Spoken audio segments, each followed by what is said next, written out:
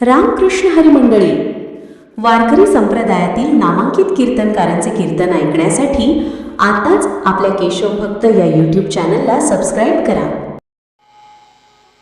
आज गतीचं तिसरं वाक्पुष्प गुंफत असताना विद्वान मंडळी, महाराज मंडळी, तत्ववेत्ते, प्रवचनकार, कथाकार, माळकरी, टाळकरी, विनेकरी आदी करून सर्वांच्या चरणावरती साष्टांग प्रणिपात करतोय. सूचना अशी करतोय, आता मुखदर्शन द्यायचं, पुढं कुणीही यायचं नाही, येणाऱ्यानं पाठीमागं बसायचं, तिथूनच पाया पडायच्या.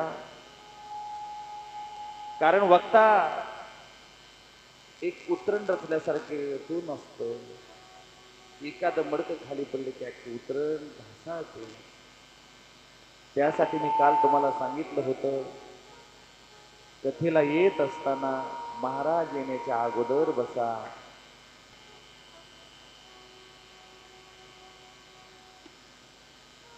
कालपर्यंत आपण पाहिलं, भगवंताच्या अवताराची कथा पाहिली. भगवंताला अवताराला यावं लागलं, धर्म रक्षणार्थ अवताराला यावं लागलं.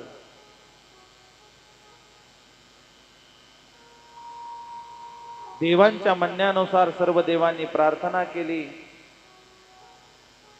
आणि प्रार्थनेमध्ये आकाशवाणी झाली. दशरथ राजाने कौशल्याच्या पोटी जगाचा मालक अवताराला येणार. राहू द्या राहू द्या, ते म्हणत असेल. कुणी जर प्रश्न विचारला, अरुण महाराजाच्या कथेला माणसं किती होते, पुत्र सुद्धा नव्हतं म्हणण्याची वेळ येणार नाही, म्हणून ते कथा ऐकायला ते भाग्यवान आहे. माणसाला कळणार, पण तुमच्या गावच्या कुत्र्याला कळायला ही सगळ्यात मोठी गोष्ट तुमच्या गावाचं भवितव्य आहे. फार मोठं भाग्य आहे ते कुत्र्याचं. कुत्र कधीच येतं, एवढं सोपं नाही लक्षात. म्हणून देवानी प्रार्थना केली आणि प्रार्थनेचा मुखिया असणारा, बैठकीचा मुखिया असणारा माझा भोले बाबा असणारे महादेवजी होते.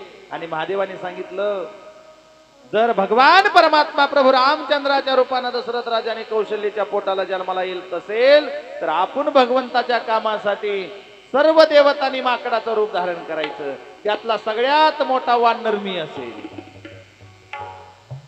ते म्हणजे महारुद्र हनुमान. आणि महारुद्र हनुमंताला नमन करून या ठिकाणी आपण कथेला सुरुवात करूयात.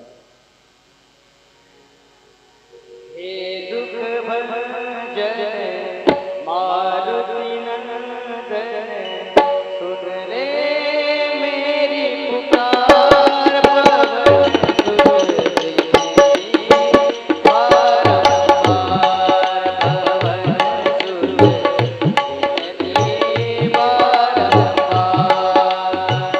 हे दुःख भंजन मारुती नंदन, सुनले मेरी पुकार, पवन सुत दीनी बारंबार, पवन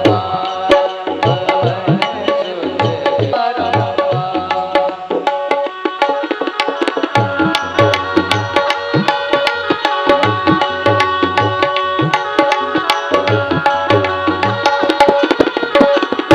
बारंबार.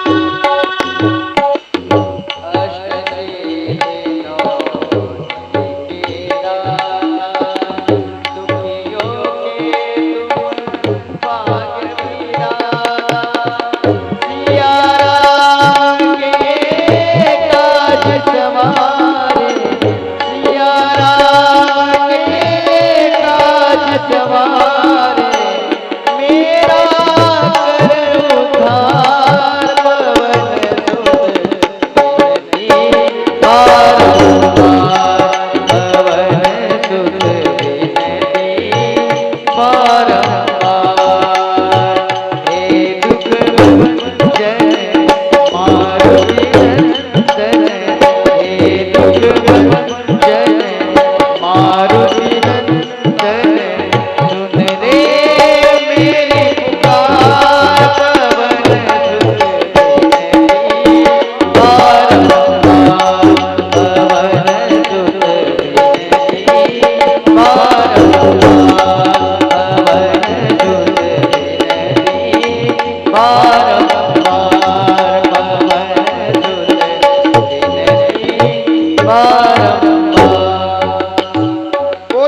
सियावर रामचंद्र भगवान की, पवन सुत हनुमान की जय। बोलो रे भाई सब संतन की जय।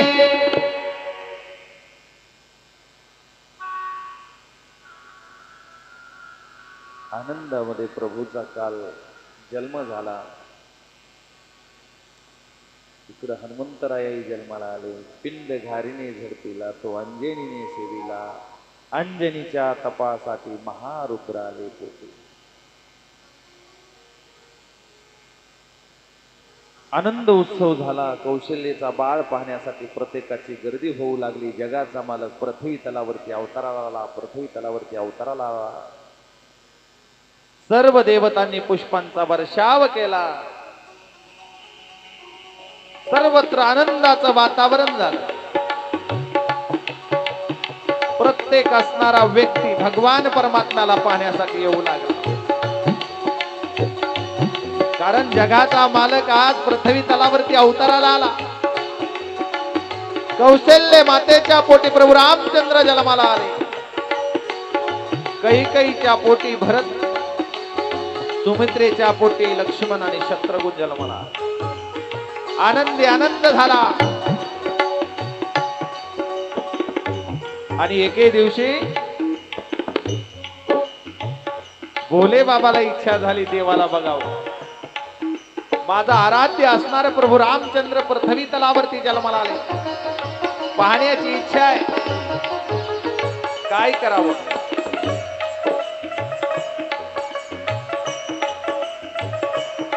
विचार केला. पाहिला तर गेलं पाहिजे.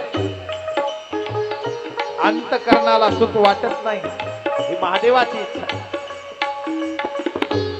आणि भोले बाबांनी वेश बदलला. आणि वेश बदलून भोले बाबा प्रभू रामचंद्राला पाहण्यासाठी निघाले. नगर में जोगी आया, नगर में जोगी आया, कोई समझ न पाया, अजब है तेरी माया, सबसे बड़ा है तेरा नाम। भोलेनाथ भोलेनाथ भोलेनाथ भोलेनाथ भोलेनाथ, नगर में जोगी आया, फिर कोई समझ न पाया, अजब है तेरी माया, सबसे बड़ा है तेरा नाम। भोलेनाथ भोलेनाथ भोलेनाथ भोलेनाथ भोलेनाथ भोलेनाथ।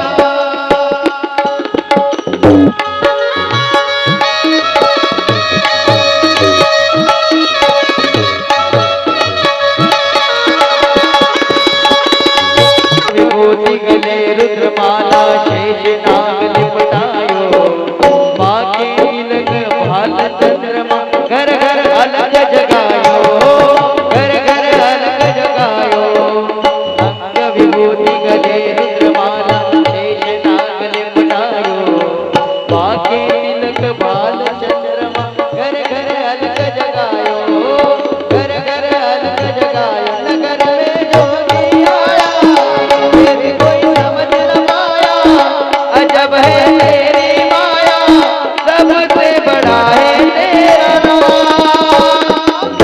भोलेनाथ भोले भोलेनाथ भोलेनाथ भोलेनाथ भोलेनाथ भोलेनाथ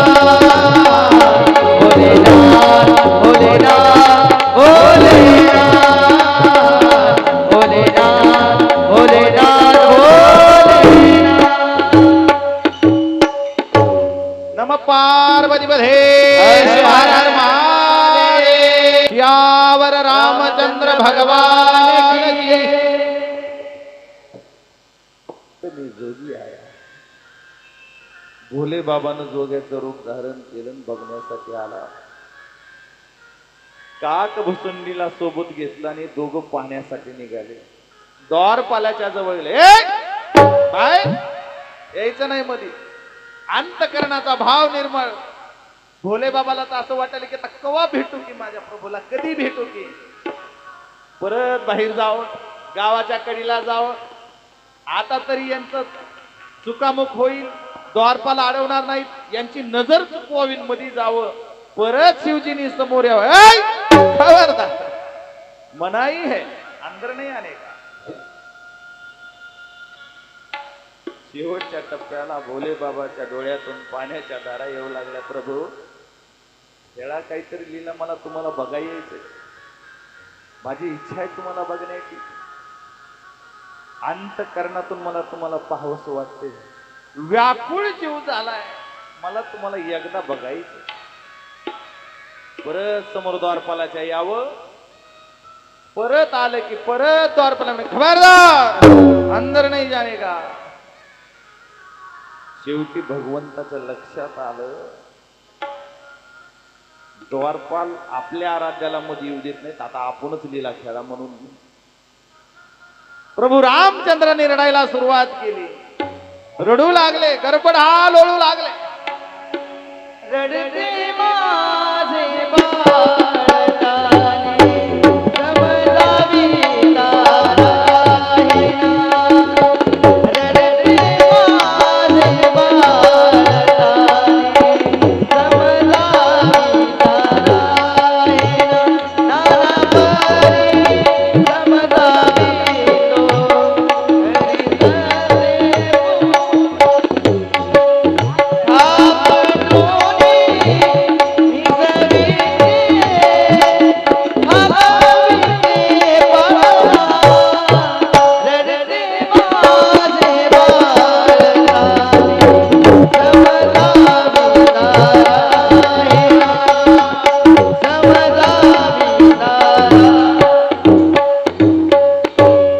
रडते माझे बाळकाने, समजाविता राहीना. एवढं रडायला सुरुवात केली प्रभूनी.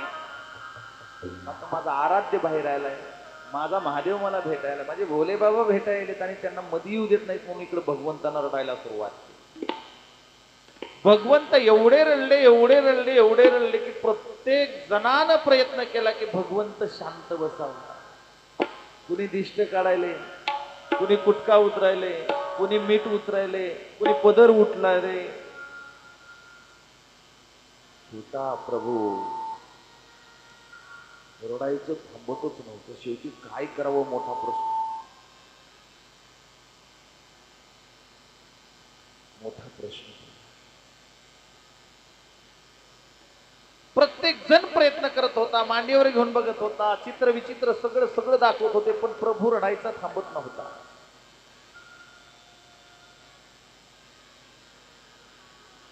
प्रत्येक जण विचारात पडणार. शेवटच्या टप्प्यात गावाकडच्या खाल्लाकडच्या काकू आल्या, म्हणल्या, मा लई रडायला की याला औषध येत, कौशल्या याला दिष्ट काढणाराच वैद्य भेटावा. असं थांबत नाही ह्याला. कौशल्याच्या लक्षात आलं, हो हेच खरं आहे, दृष्ट काढणारा वैद्य शोधावा लागेल. आता कोण आणायचा, दौंडी द्यायला सुरुवात केली. दिष्ट काढने वाला कोई है, बाळाची दिष्ट काढणारा कुणी आहे का. हो, कौशल्याच्या पुत्राला दिष्ट लागलेली आहे, दिष्ट काढणारा कुणी आहे का. दर्श निकालने वाला कोई है क्या. दौंडी सुरू झाली गावात. जशी दौंडी सुरू झाली तसे हे रडत, डोळ्यातून पाण्याच्या गाळण धारा लागलेल्या भोले बाबाच्या, काक बुसुंडीच्या. भोले बाबाच्या लक्षात आलं, भगवंतानं लीला आपल्या सोबत खेळली, आता बघायचा चान्स मिळाला. ते पुढाले, हो मी काढतो दिष्ट. काक बुसुंडी, चला, भगवंतानं आपल्याला बोलवलंय, आपल्याला त्याला पाहायची इच्छा आहे आणि पाहण्यासाठी भगवंत आपल्यासाठी रडतोय. चला,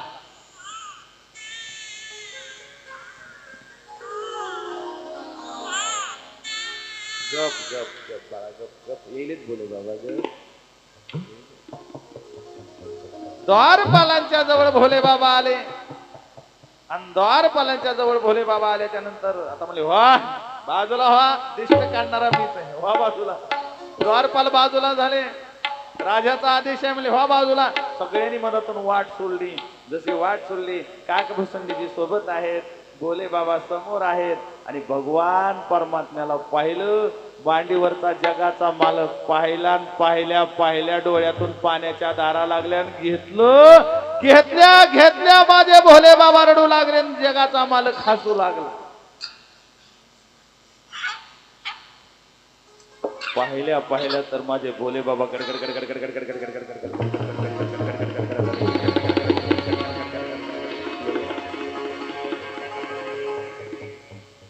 जणू सासरवासीन माहेरला आली. माईचा चेहरा पहिल्यान सुरू बघितला आणि बघितल्या गळपाटून धावं अशी हालत भोले बाबाचे प्रभू रामचंद्र. आनंद इतका झाला, कौशल्य मातेला वाटलं वा दिष्ट काढणारा अधिकारी दिसते, स्वतः रडते पण लेकर हसविते. आणि भोले बाबा म्हणतात देवा किती परिचय घेतला रे, मला तुला डोळे भरून करण्याचा भाव निर्माण. कौशल्याला वाटलं याच्यासारखा साधू आता पुन्हा कोणी भेटत नाही. अरे असं काय केलं असतो? म्हणलं मी तपस्वी आहे, मी असा साधा नाही, मला सगळंच कळतंय म्हणल्या कौशल्यानं विचारलं एक विचारू का? सांगायचा रास्तील कसा होणार आहे, याचा आयुष्य कसं घडणार आहे. भोले बाबा म्हणले पार्वती मला सगळं माहित होतं, ही बरोबर वनवासाला जाणार आहे, पण हे आता सांगता येत नाही म्हणून एवढं सांगितलं. याला जगत जननी असणारी, सुंदर असणारी पत्नी म्हणून लक्ष्मी भेटणार आहे. एवढ्यावर आनंदित झाली, पण राज तिलकाचं काही सांगितलं नाही. आणखीन वेळ आहे, याला थोडस मोठं होऊ द्या. थोडा मोठा झाला की मी फुकट येईन आणि फुकट भविष्य सांगून जाईल.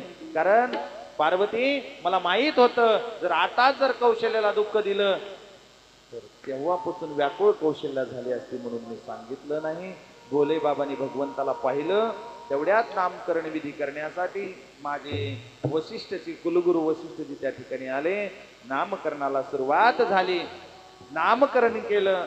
रमयंती राम, जिथं माणसाचं मन रमतय, रम्यमान होतय, माणसाचं मन जिथं रममान होतय, प्रसन्न होतय, त्याचं नाव राम. लक्ष्मण लक्ष्याच्या ठिकाणी आपलं मन, लक्षात ठेवा, लक्ष्याच्या ठिकाणी ज्याचं मन असतंय त्याचं नाव लक्ष्मण. मधी हजार जरी गोष्टी आल्या तर आपलं लक्ष फक्त आणि फक्त ते मन त्या लक्ष्यावर असलं पाहिजे. महाराजाचं मन कशावर असलं पाहिजे? फक्त कथा. आणि ऐकणाराचं ऐकणे ही लक्ष असलं पाहिजे. पण आपलं मन कधी कधी घरी जात कुलपाला झटके देते, लावलंय का नाही लावलं. लक्ष्याच्या ठिकाणी मन म्हणून लक्ष्मण. भरत शत्रुघ्न, शत्रूवर विजय मिळवणारा मी सांगितले काल परवा, म्हणून शत्रुघ्न नाव ठेवलं. हळूहळू लेकर मोठे मोठे होऊ लागले. पण एवढी गर्दी पडली त्या राजवाड्याला. साधू मुनी जपी तपी योगी संन्यासी सगळेजण प्रभूला पाहण्यासाठी तिथे येऊ लागले. जसे प्रभूला पाहण्यासाठी आले, माझी कौशल्य माता सुपामध्ये धान्य घेतलं आणि धान्य घेऊन समोर गेली. त्यांनी सांगितलं माते नको. दुसऱ्या दिवशी दुप्पट साधू, भिक्षान देई मा, भिक्षान देई मा. तिसऱ्या दिवशी तिप्पट साधू. चौथ्या दिवशी तो उभा टाकायला गुरुजी जागा नाही. एवढे साधू साधू. कौशल्याच्या मनामध्ये विचार आला, मी यांना प्रत्येक गोष्ट द्यायला तयार आहे, हे घ्यायला तयार नाही. भिक्षान दे, भिक्षान दे, भिक्षान दे असं का म्हणतात? शेवटी तिने एका साधूला सांगितलं, माफी मागते महाराज, मला तुम्हाला बोलण्याची इच्छा नाही, पण आता बोलते. तुमच्या कपाळाकडे बघितलं ना, तुमचंच भाड मोठं दिसतंय, तुम्ही जगाला देणारे दिसताय, पण 3-4 दिवस झाले इथं चक्र का मारत. साधूच्या डोळ्यातून पाण्याची धार आली. माय, ए माय, ए कौशल्य माता, भाग्यवान आहेस. आम्ही अभाग्य आहोत माय. तो जो भगवान परमात्मा त्या भिंतीला हात लावतोय ना माय, त्या भिंतीचे आम्ही दगड जरी झालो असतो ना, तर आमच्या जीवनाचं कल्याण झालं असतं माय. तो प्रभू तुझ्या इथे जन्माला, आणि आम्हाला दुसरं काहीच नाही पाहिजे माय, फक्त आम्ही त्याला पाहण्यासाठी या ठिकाणी एवढं तरसत होतोय. आता पाहिलाय, आता अंतःकरणाचा भाव. उलटे टांगलेले साधू सुद्धा एकच विचार करतात, देवा एक धडांनो, माझ्या अंगावरचं सगळं मांस खाऊन टाका, सगळं कातड खाऊन टाका, माझे डोळे तेवढे ठेवा बर का. मला जगाच्या मालकाला बघायचंय, जगाचा मालक कसाही पाहण्यासाठी माझे डोळे जिवंत असले पाहिजे, बाकी काही नाही राहिले त्यांचा. प्रत्येक माणसानं अंतःकरणातून देवाला पाहिजे.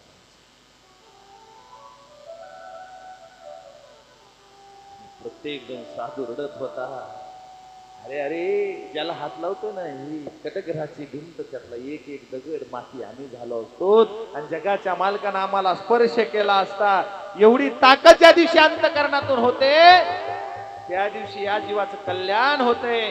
जीव आणि शिवाचं तादात्म्यकरण करायचं असेल तर जीवात आणि शिवात भेद झाला नाही पाहिजे. आमच्या जीवात आणि शिवात भेद आहे, म्हणून आम्हाला आणखीन जगाचा मालकच कळला नाही. आम्ही कथेला 3:30-4 वाजेपर्यंत एक एक एक एक एक एक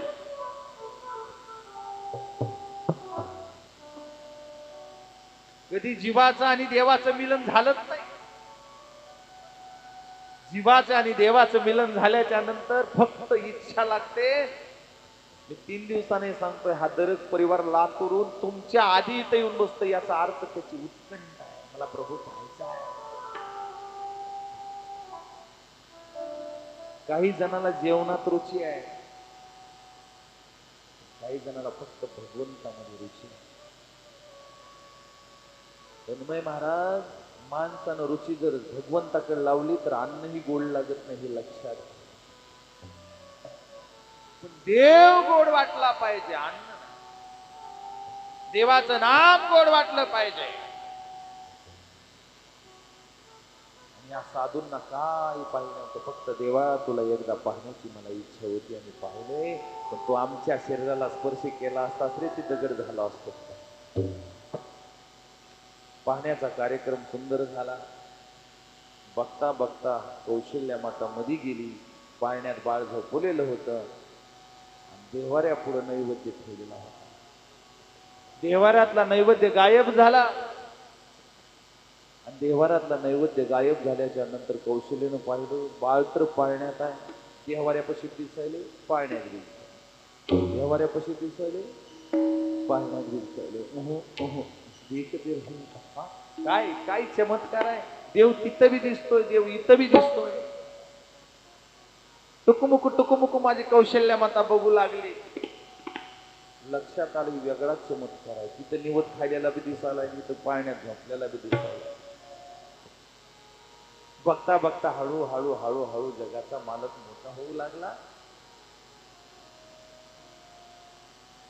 सुंदर नुपूर पैंजण पायात घातलेत, आणि तुरु तुरु तुरु तुरु तुरु तुरु जगाचा मालक अंगणामध्ये खेळू लागला. दशरथ राजाने म्हणावं, घुमत चलत रामचंद्र बाजत पैजनिया, घुमत चलत रामचंद्र बाजत पैजनिया, घुमत चलत रामचंद्र किलकी किलकी उठत राय, गिरत भूमि लटपटाय, किलकी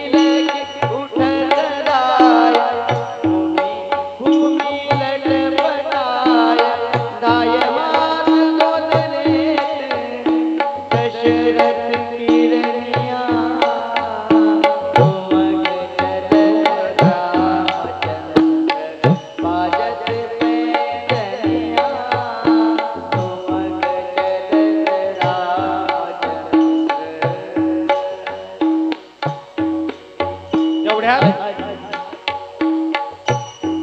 पायात पैंजण बांधले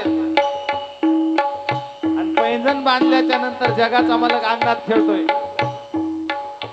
दशरथ राजाचे आवाज देतात, राघव, राम, इकडे ये. पण प्रभू दशरथ राजापाशी जात नाही. तेवढ्या दरवाजातून कौशल्य आवाज देते, राघव, ए रामा बाळा. जसा आवाज दिला तसा छुन छुन छुन छुन छुन छुन पायातले पैंजण घेऊन पळाला आणि आईच्या कमरा धरून होते. बघ बघ इकडे बघ, आईची कंबर आवडून धरली पाठी मागून. बघ का, आई माया आहे, आई प्रेम आहे, दशरथ राजा बुद्धी आहे, दशरथ राजा ज्ञान आहे. ज्ञानाच्या जवळ लेकरू जात नाही, प्रेमाच्या जवळ जाते. आणि आईला गळपाटून म्हणते, बघ आई बघ बघ माझ्याकडे. म्हणून आधी प्रेम असणं गरजेचं आहे. लई बुद्धिवान आहे पण त्याच्याकडे प्रेम नाही. एखाद्याकडे नुसती बुद्धी असेल ना, रांडवेने देवी श्रंगार पै केला तैसा ज्ञानी जगी झाला.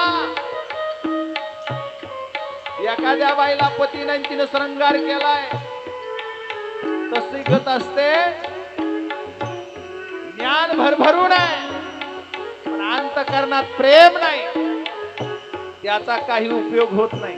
आणि मग जगाचा मला छुन छुन छुन असणारा अचल रज अंग जारी, अचल रज अंग जारी, विविध भांती शोधुलारी, विविध भांती शोधुलारी. तन मन धन वारी वारी, तन मन धन वारी वारी. कहत मृदु बचनिया तुमक चलत राम चलन. हरी बोल. आजत पैंजनिया तुमक चलत राम चलन.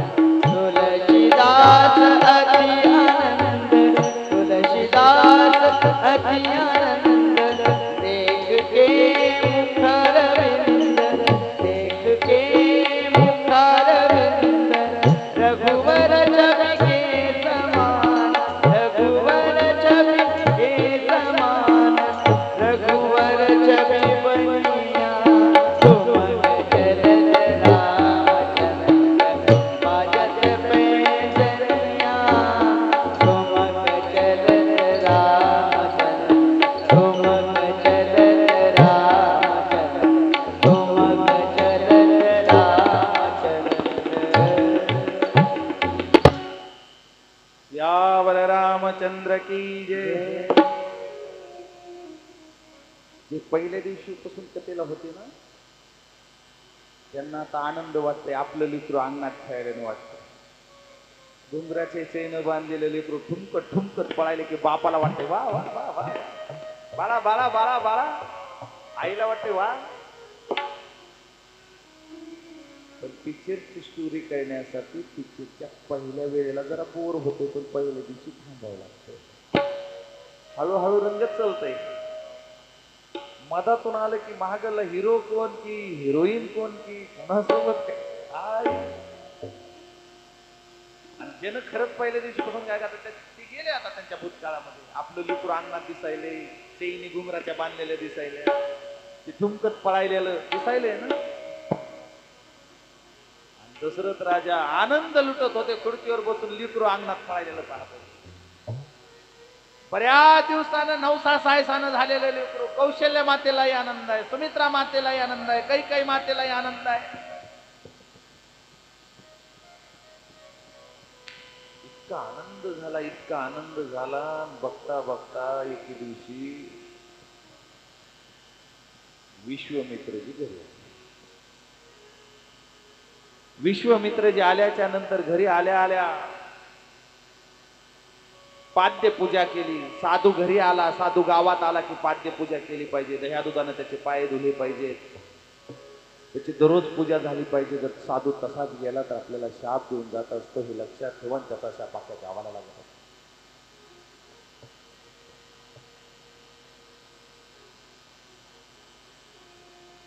साधू आले आणि साधूचा सिंहासनावरती आरूढ केलं, साधूंचे हातपाय धुले, रांगोळी काढली, सगळ्या गोष्टी झाल्या, बैठक बसली गेली आणि विश्वामित्राजीला सहज सहज प्रश्न विचारला, ऋषीवर बऱ्याच दिवसांनी येणं केलं, कस काय?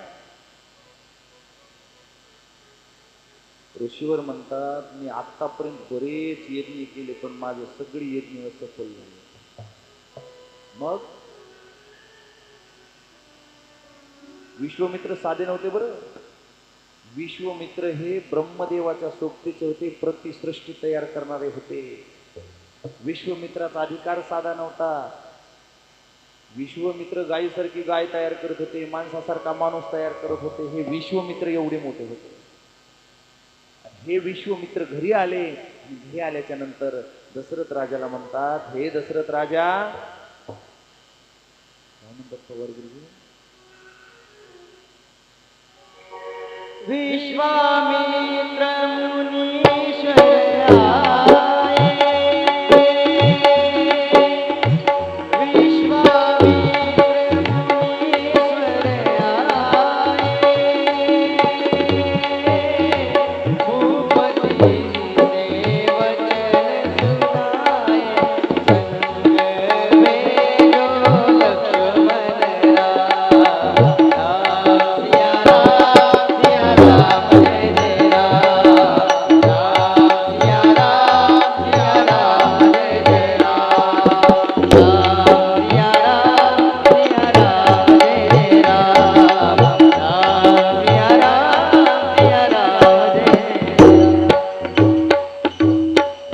विश्वामित्रजी घरी आले आणि घरी आल्याच्या नंतर पाद्यपूजा वगैरे झाली आणि विचार केला,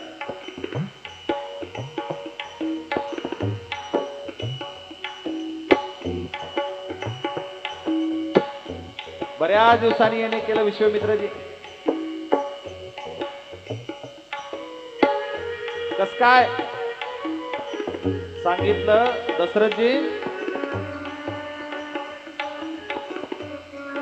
आता लेकरांचं शिक्षणाचं वय झालंय.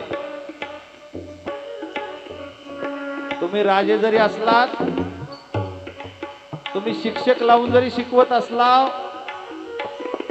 तरी लेकराला बाहेरचं जीवन कळलं पाहिजे. म्हणून लेकराला बाहेर घेण्यासाठी आलोय.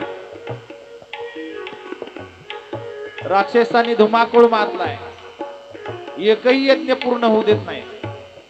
मग डोळ्यातून पाण्याच्या धारा झाल्या. दशरथ राजाच्या नवसानं मिळालेला मुलगा आहे आणि 2 लेकरं द्या म्हणताय. नाही देणं होत. आमच्या लेकराला संकटात आम्ही घालणार नाही. पुत्र कामिष्ठी यज्ञानं केलेलं मिळालेलं फळ हे आमचे लेकरू आहे. नाही देणार. राजा, तुला माहित आहे, तुला मुलं देणारे आम्ही आहोत. जर पुत्र कामिष्ठी यज्ञ आम्ही केला नसता तर तुला मुलंच झाले नसते. आणि आज म्हणतोस मुलं देणार नाही, द्यावे लागतील. राजा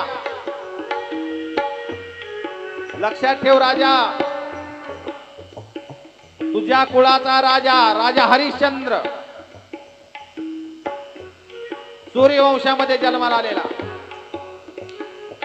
जर साधू घरून उपाशी गेला, जर संत गावातून उपाशी गेला, तर गावाला आणि घराला शाप लागतो.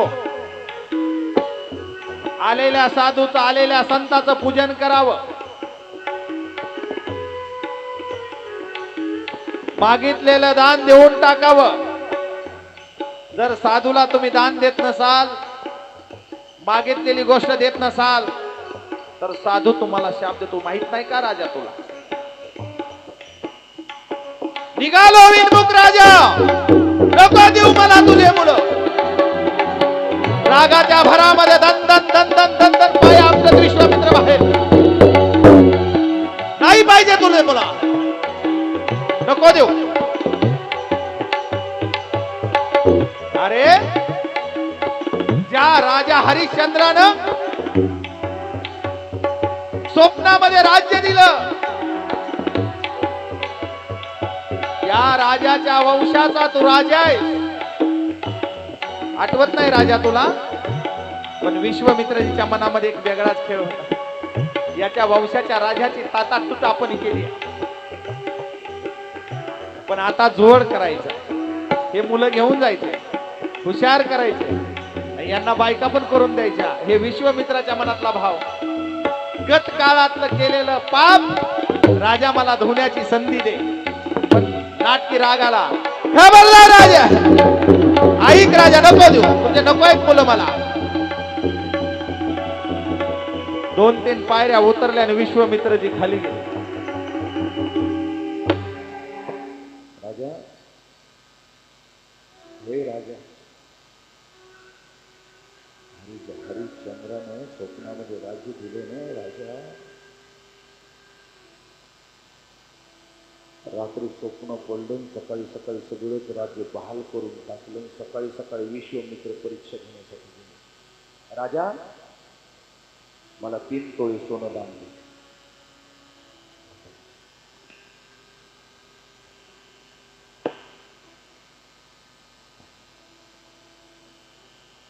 सकाळी सकाळी विश्वामित्रजी दरवाजात गेले. राजा, मला 3 तोळे दान पाहिजे, सोनं दान दे 3 तोळे. सेवकांना सांगितलं, सेवकांनो आणा तिजोरीतलं. ए खबरदार राजा,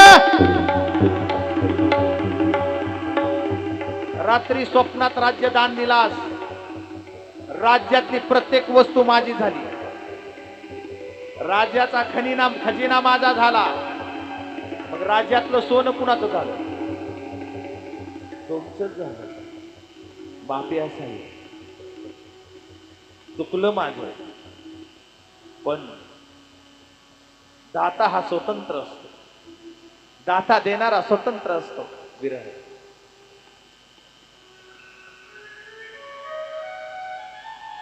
दात्याला स्वतंत्रता असते.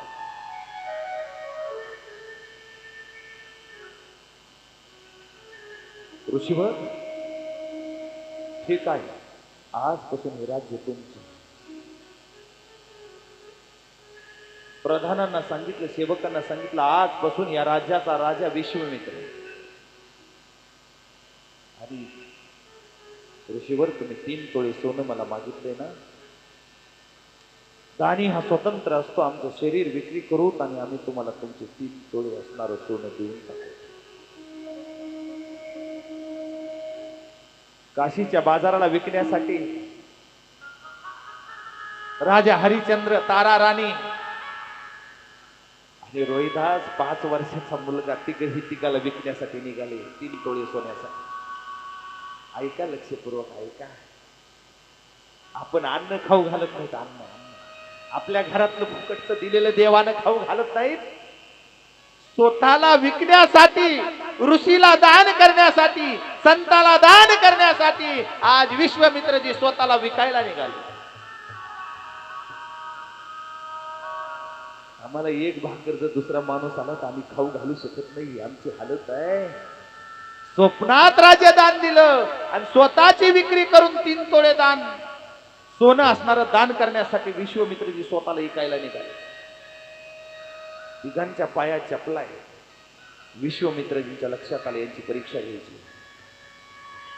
कृपा करून मध्ये कोणी उठू नका, माझी कळकळीची विनंती आहे.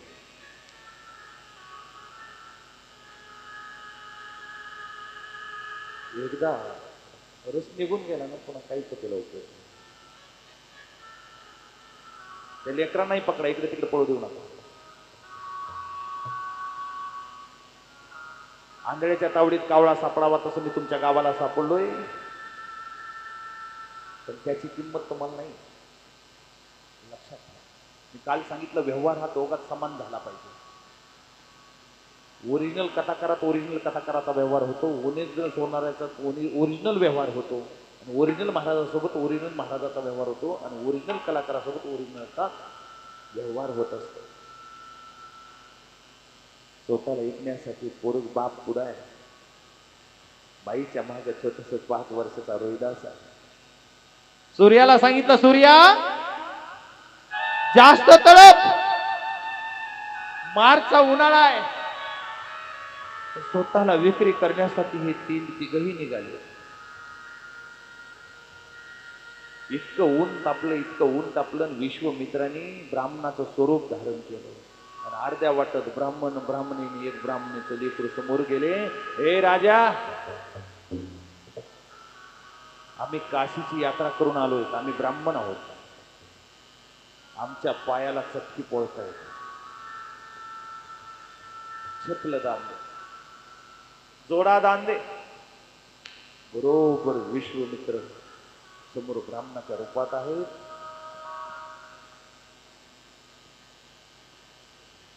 राजा हरिश्चंद्रानं पायातला जोडा काढला, ब्राह्मणाला दान दिला. नवऱ्यानं जोडा दान दिला म्हणून बाईसाहेबांनी पायातला चप्पल काढला, पायातला चप्पल ब्राह्मण बाईला दान दिला. या चिमुकल्या पोरानं पाहिला, अरे माझ्या माई बापाने संस्कार किती भारी आहेत, माझ्या माईने चप्पल काढून दिला, माझ्या बापानं जोडा काढून दिला म्हणून बारक्या चिमुकल्या 5 वर्षाच्या रोहिदासानं सुद्धा आपल्या पायातले चप्पल काढले त्या ब्राह्मणाच्या लेकराला देऊन पायाला चटके पडू लागले. पण निमूटपणे माझे मायबाप जर चटके सहन करत असतील तर मला सुद्धा चटके सहन केले पाहिजे, हे मायबापाचे संस्कार आहेत.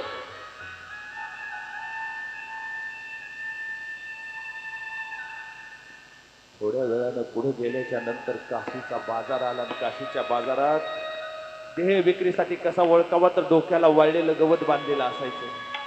ते जर बाजारात उभा टाकलं तर समजून घ्यायचं की हा स्वतःला विक्रीसाठी यानं बाजारात उभा केले. रोहिदासाच्याही डोक्याला वाळलेलं गवत बांधलं. हरिश्चंद्र त्याच्याही डोक्याला गवत बांधलं, तारा राणीच्या सुद्धा डोक्याला गवत बांधलं. सकाळपासून उपाशी आहेत, गिराईकच कोणी येईना घ्यायला. उन्हात तळपत आहेत, पाणी नाही, अन्न नाही, पोटामध्ये कण नसताना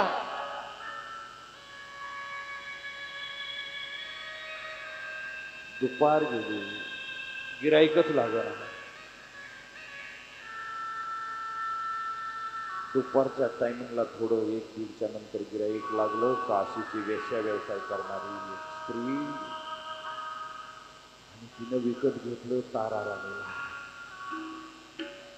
तिचं जे काही मोल होतं ते मोल दिलं आणि त्या काशीच्या वेश्या व्यवसाय करणाऱ्या स्त्रीनं त्या राणीला विकत घेतलं आणि निघाली पुढे.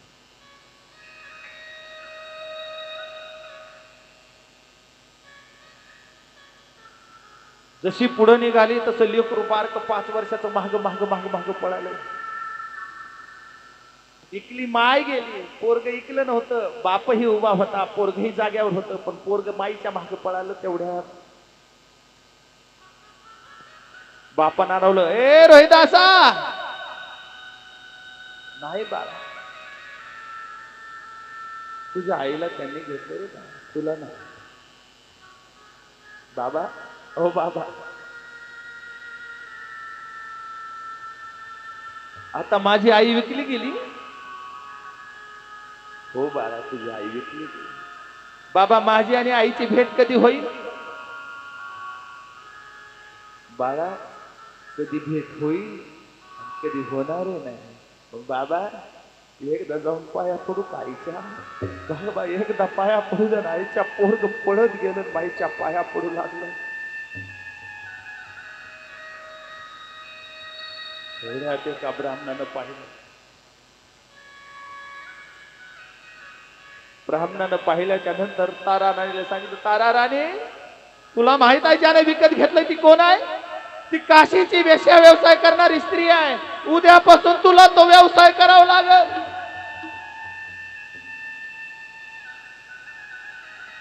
बापाला पोरगी गळपाटून बसते ना, तशी त्या देवबापाला गळपाटून सांगितलं, काही करा देवबापा, मला याच्यातून सोडवा. हा असलं नाही करू शकत, नाही करू शकत देवबापा, याच्यातून सोडवा. देवबापाच्या लक्षात आलं, जर ही तिथं गेली, आम्हाला अन्न खाणारी, अन्न खाऊ घालणारी आ स्त्री जर देवळ्या देखत विकली चालली, तिच्या हातचं आम्ही अन्न खाल्लंय दररोजच्या दररोज, हिनं स्वयंपाक करून खाऊ घातलाय ब्राह्मणाला, आज ती स्त्री एका वेश्या व्यवसाय करणारी सोबत आज विकली गेली. शेवटी त्याचं मोल परत दिलं. त्या देवबापानं तारा राणीला विकत घेतलं, सांगितलं, तारा राणी, मला मुलगी नाही, माझी धर्म मुलगी म्हणून मी तुला आज विकत घेतोय, पण लक्षात ठेव, विकत घेत असताना तुला एक काम करावं लागेल. माझ्या घरी जेवढे ब्राह्मण वृंद येतात ना, तेवढ्या ब्राह्मण वृंदाला तुला जीव घालावं लागेल. आणि जीव घालण्यासाठी स्वयंपाकाचं काम तुला करावं असेल. घेऊ का तुला?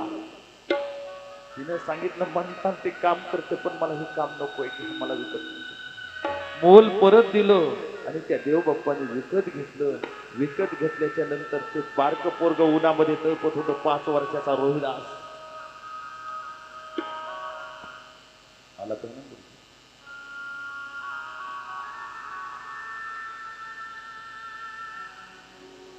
बाजारातल्या लोकांनी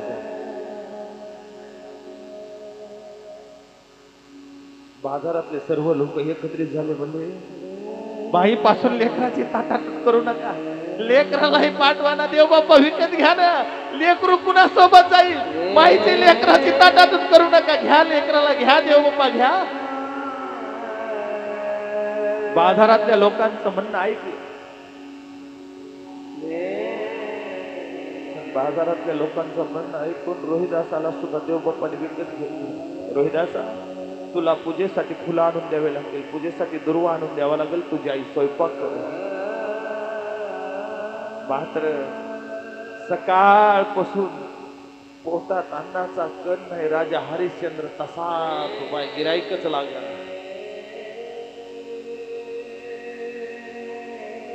शेवटच्या टप्प्याला ग्राहक लागलं.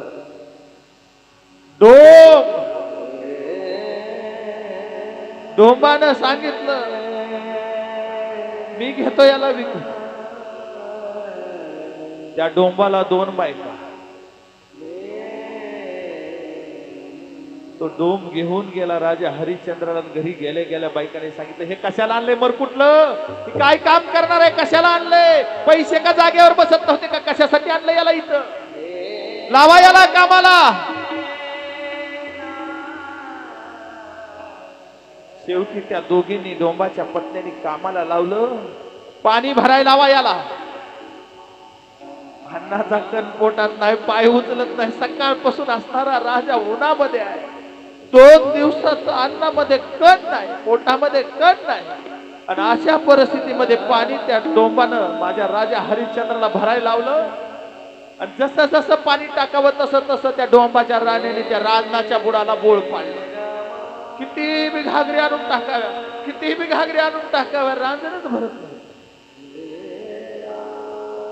राजा हरिश्चंद्र थकला, काय करू देवा रे, पाणी कितीही भरायलोय, पण रांजणाला बोळ पडल्यामुळे रांजणात पाणी बसत नाही. शेवटी दोघी पळत आल्या आणि इकडून इकडे मारणार, इकडून इकडे मारणार. खबरदार, कामाच्या लायकीचा नाही.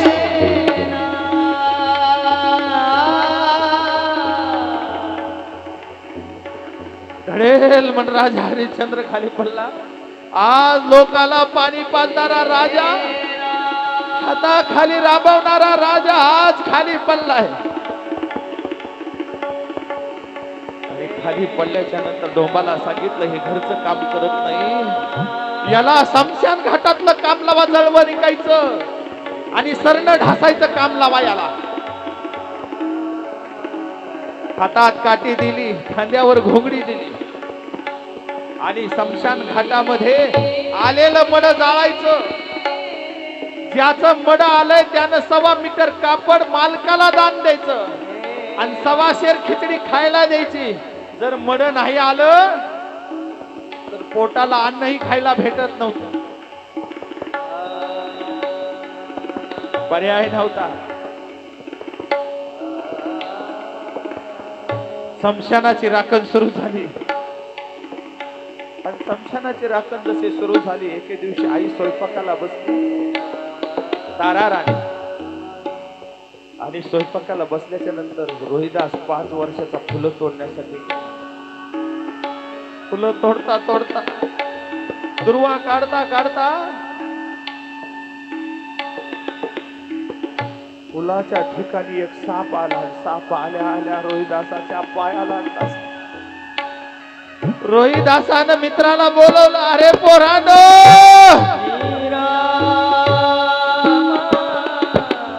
माझ्या आईला सांगा रे पोरांनो. पोरांनो, मी तुम्हाला खरं सांगतो, मी एका राजाचा मुलगा आहे. माझी आई स्वयंपाकीत नाही, माझ्या एका राजाची राणी आहे आणि मी एका राजाचा मुलगा आहे. पण माझ्या आईला सांगा, तुमचा रोहिदास सर्पदंशानं मेला म्हणाव आणि तिला सांगा, आई रडू नको म्हणाव. मीरा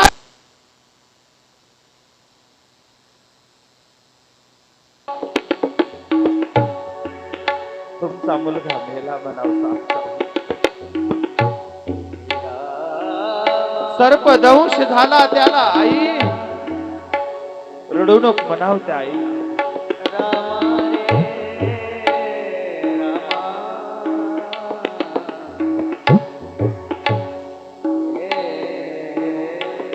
आईला म्हणाव, मिळालेला ध्येय एक ना एक दिवस जाणार असते.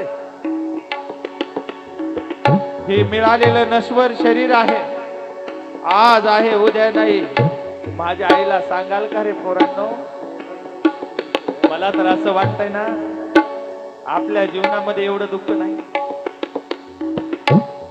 एवढं जर दुःख आलं तर आपण जगू शकणार नाही. साधं दुःख आलं तर आपण इंड्रेलची बाटली घेऊन पळतोय, दावं घेऊन पळतोय, विहिरीत उडी मारतोय. माझी कळकळीची विनंती आहे, तारा राणी इतकं दुःख आपल्यावर आलं नाही. दुरी घेऊन मरू नका, औषध घेऊन मरू नका, विहिरीत उडी मारून मरू नका. एवढं दुःख आपल्या वाट्याला नाही रे. एकुलतं एक असणार 5 वर्षाचं लेकरू डोळ्यात देखत नाही. पोरं पळत आले. आई रोहिदासाला साप चावला, सर्पदंशानं रोहिदास मेला. आईने चपात्या लाटा लाटा बेल नाही की कडपडला. आई पळत गेली, माझा रोहिदास, माझा रोहिदास.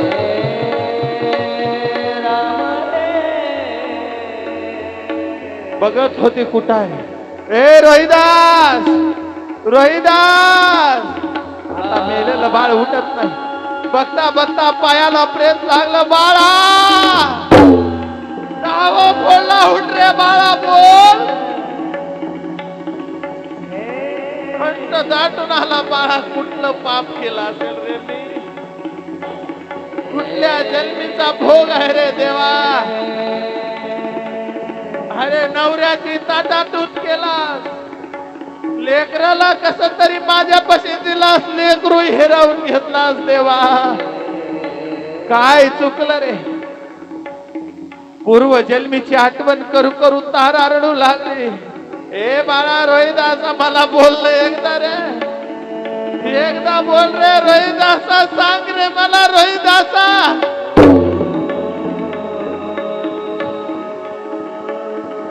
मेल्याला प्रेत बोलणार नाही. माय टाहो फुरून गुंडाळण्यासाठी 1.25 मीटर कापड नाही, स्वतःची साडी फाडली. आणि साडी फाडून त्या लेकराला त्या साडीच्या पदरामध्ये गुंडाळलं आणि गुंडाळून प्रेताची विल्हेवाट लावण्यासाठी माझी तारा निघाली. शमशान घाटामध्ये गेली. शमशान घाटामध्ये लावून घोंगड टाकलेला, काठी घेतलेला आपला हात मालक, खबरदार नाही जाळायचं. जळण मिळणार नाही, पैसे द्यावे लागतील.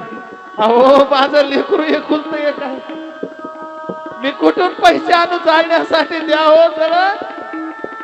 काय माझा मालक मला विचारतोय, जळण दिलं जाणार नाही. स्वतःच्या पोटाच्या पोराला जाळण्यासाठी आज बाप जळण देत नाही. एवढं दुःख आपल्यावर आलं नाही, ते तारा राणीवर आलं, ते राजा हरिश्चंद्रावर आलं, ते माझ्या रोहिदासावर आलं. शेवटी काटक्या गोळा केल्या आणि काटका गोळ्या करून सरळ रचलं गेलं. आणि सरळ रचल्याच्या नंतर राजाला बोलवलं, राखणदाराला बोलवलं. आता तरी त्या कापड तरी त्या गुंडाळण्यासाठी नाही. 6 मीटर कापड माझ्या मालकाला द्यावं लागल आणि 1.25 सेर खिचडी मला खायला द्यावी लागेल. चालेल, मला खिचडी नाही मिळाली तर पण 1.25 मीटर कापड माझ्या मालकाला दिल्याशिवाय सरणावर जाळता येत नाही. आता मात्र नाईला झाला तहराराणीचा. अंगावरची साडी फेडण्याची वेळ आली तेव्हा 1.25 मीटरात गुंडाळलं होतं.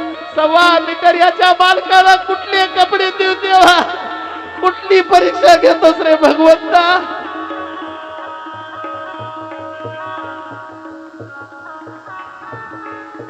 तहराराणी अनावर झाली. समोर पाहिलं तर नवरा. नवऱ्याच्या डोक्यावर पायावर डोकं ठेवण्यासाठी, खबरदार पुढे येऊ नको, मी तुझा नवरा नाही, मी एका मालकाचा नौकर आहे. मालक असं नका करू. अहो एकदा जाणार नाही, मी उपाशी राहील या प्रेतासाठी. मी तुझा नवरा नाही, तू माझी बायको नाही. माझी एकच इच्छा आहे, फक्त 1.25 मीटर कापड दे. चालेल, नाही दिलंस तरी काही.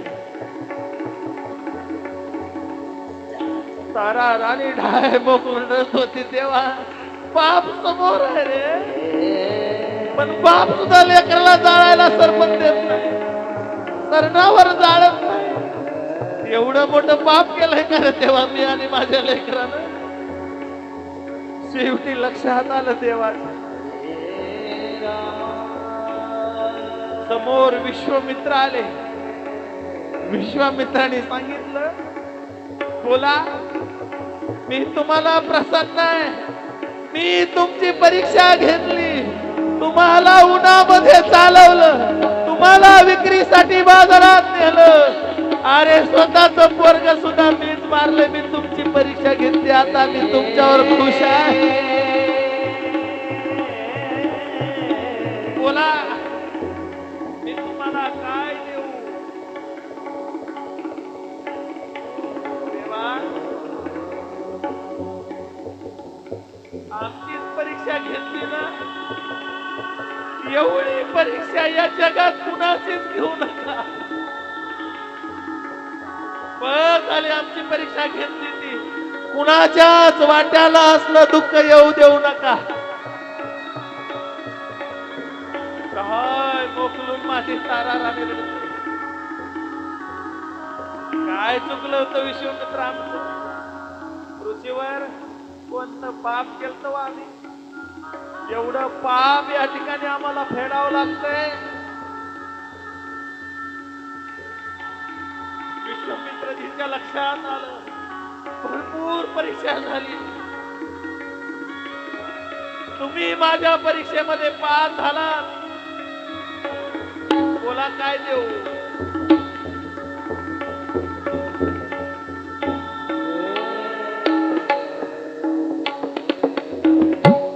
प्रत्येकाच्या जीवनामध्ये एवढं दुःख येऊ नये आणि एवढं कुणाच्या जीवनामध्ये दुःख नाही.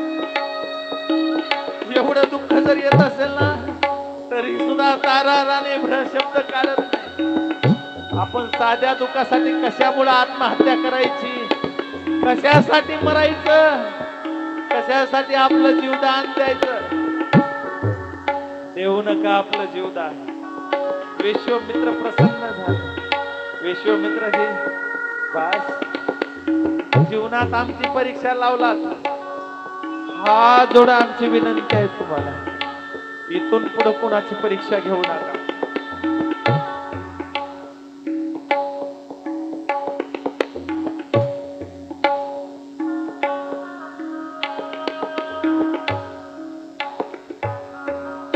मस्तक पायावरती मस्तक ठेव. बोला, आणखीन काही पाहिजे असेल तर. नगर ऋषीवर आम्हाला काहीच, फक्त एकच ऐका आमचं, एवढं दुःख कुणाच्या जीवनात देऊ नका.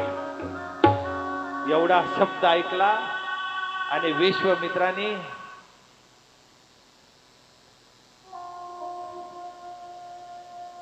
मेलेल्या लेकराला योगमाईनं जाग केलं. तारा राणीला तारा राणीचं राज्य दिलं. राजा हरिश्चंद्राला राजा हरिश्चंद्र जशास तसे राजा राणी आणि लेकरू बहाल केलं. राजा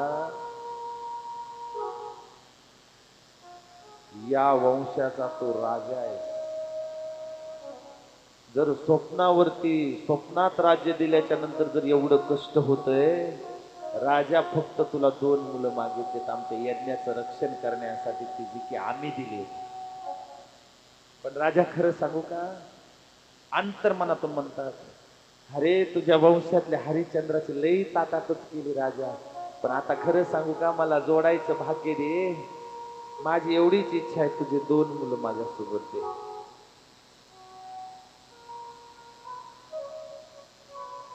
शेवटी लक्षात आला नाही. राजानं सांगितलं ठीक आहे, घेऊन जावा दोन्ही मुलं सोबत दिले. तोपर्यंत भजनाला सुरुवात झाली. 5 मिनिट अंतकरणातून सगळ्यांनी भजन केलं आणि विश्वामित्र चालते झाले. श्री राम जय राम जय जय राम. श्री राम जय राम जय जय राम. श्री राम जय राम जय जय राम. श्री राम जय राम जय जय राम.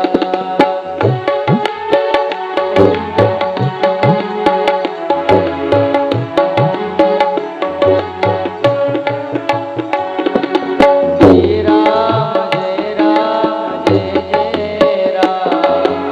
सगळ्यांनी भजन मला टाळ्या वाजवून.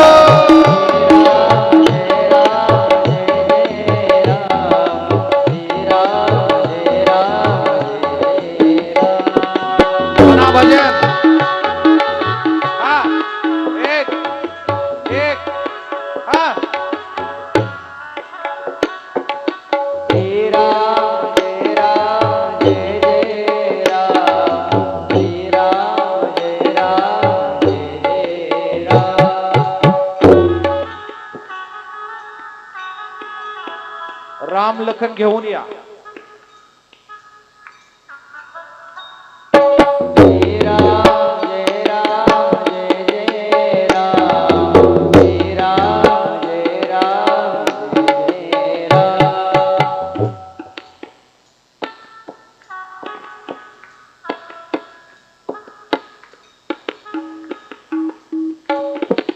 श्री राम जय राम जय जय राम. रघुपति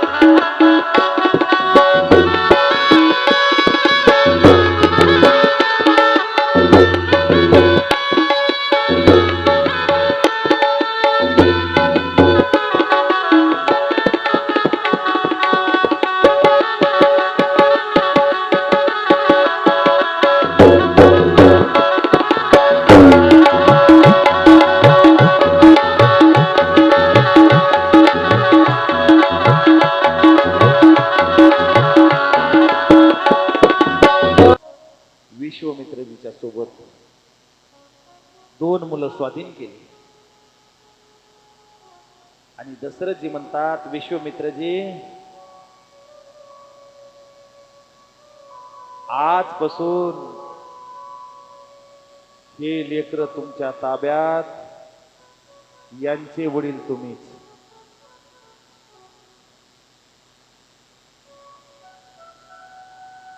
दोघाला सोबत घेतलं आणि सोबत घेतल्याच्या नंतर शरयूच्या तीरावरती आले.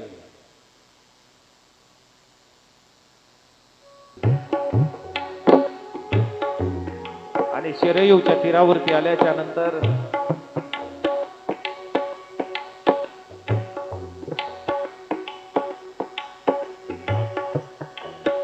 इकडे इकडे पाहत असताना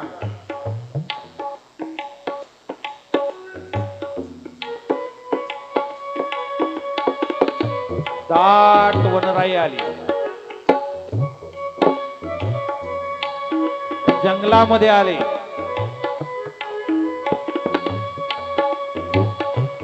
आणि जंगलात आल्याच्या नंतर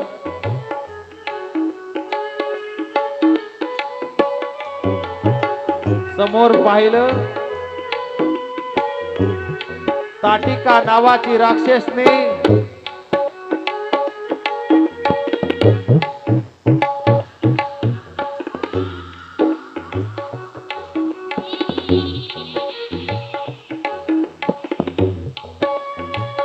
वरून येत असताना विश्वामित्राजींनी पाहिले.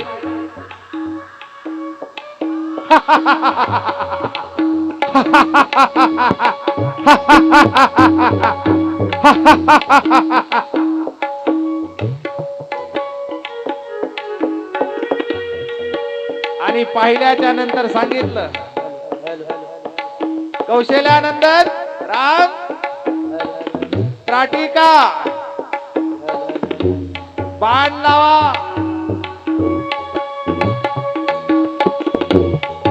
नरभक्षण करणारी राक्षसी नाही.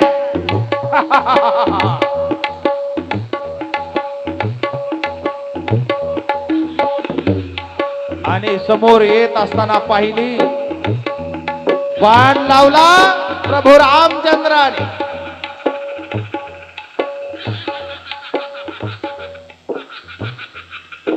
आणि बाण धरला ताटिकेकड. बघा आपले राम प्रभू कसे येतात, कुठं आहेत. पहिल्यांदा रोज महाराज आलेत म्हणाव गावात. 25 वर्ष असेच गेले.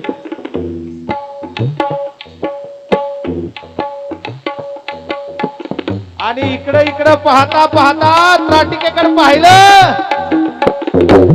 बाण धरला.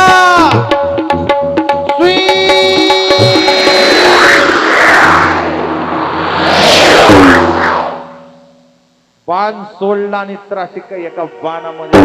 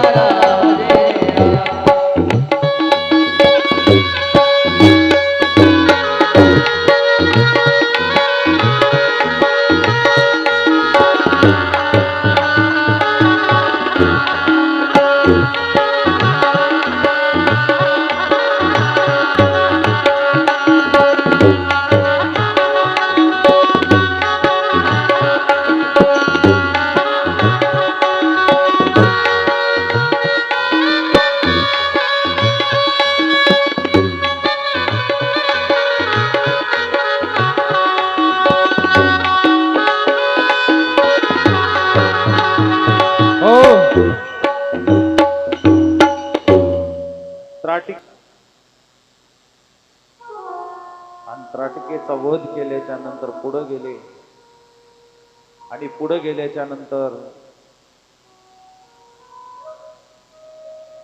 विश्वामित्रजीला म्हणतात, विश्वामित्रजी आपण यज्ञाचा आरंभ करावा, त्याचं रक्षण आम्ही दोघं करतो भाऊ भाऊ. विश्वामित्रजीच्या बी लक्षात आलं शक्ती आणि भक्तीची असणारी विद्या प्रभू रामचंद्राला लक्ष्मणाला देऊन टाकली. यज्ञाच्या दोन्ही बाजूने उभा टाकले.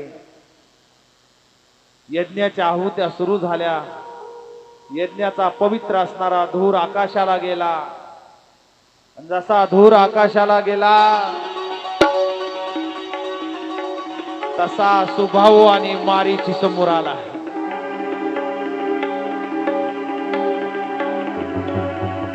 यज्ञाला बाधा आणायची म्हणून माऊस हातामध्ये घेतलं. माऊस त्या यज्ञात टाकण्यासाठी घेऊन आले. मला वाटतंय राम लखन आज येत नसतील. हरवाडी काल तर आला नाही, आज पण येतच नसतील. मारीचे आणि सुभाऊ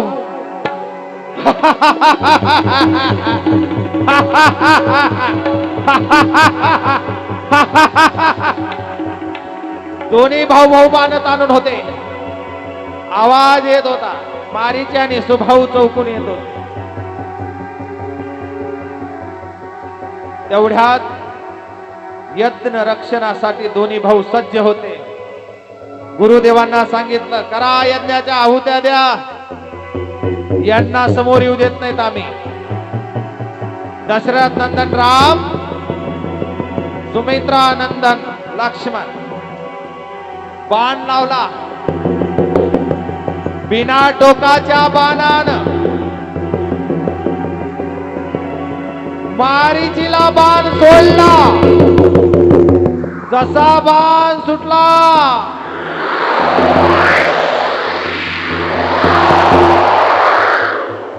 तसा मारीची 400 कोसावर जाऊन पडला मारीची. पण सुभाऊला अग्नी नावाचा बाण सोडला आणि अग्नी बाणानं सुभाऊचा वध केला. सुभाऊ जाग्यावर गेले. यज्ञ सुंदररित्या पार पडला. आनंदाचं वातावरण, आनंदी आनंद झाला.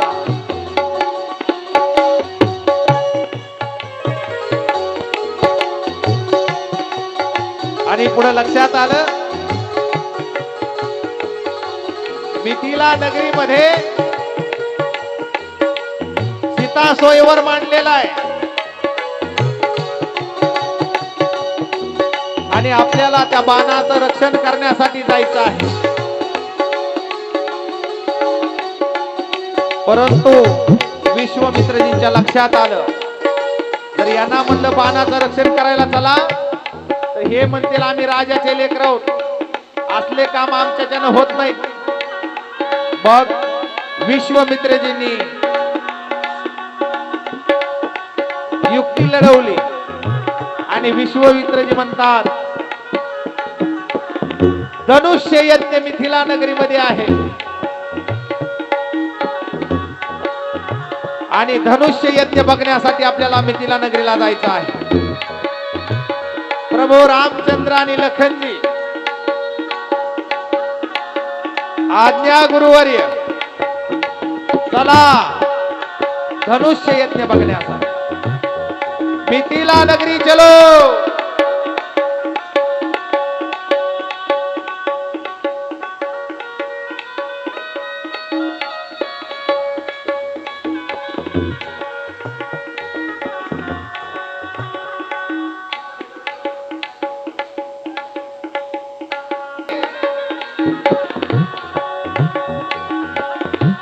चलता चलता वाटेमध्ये एक आश्रम दिसला. आश्रम पाहिला आणि आश्रमात पाहिल्याच्या नंतर प्रभू विचारतात, ऋषीवर, ओ बाबाजी आश्रम एवढा सुंदर आहे, पण आश्रमामध्ये कोणीच कसं काय नाही. हे आश्रमाच्या समोर एवढा मोठा दगड कशाचा पडलाय?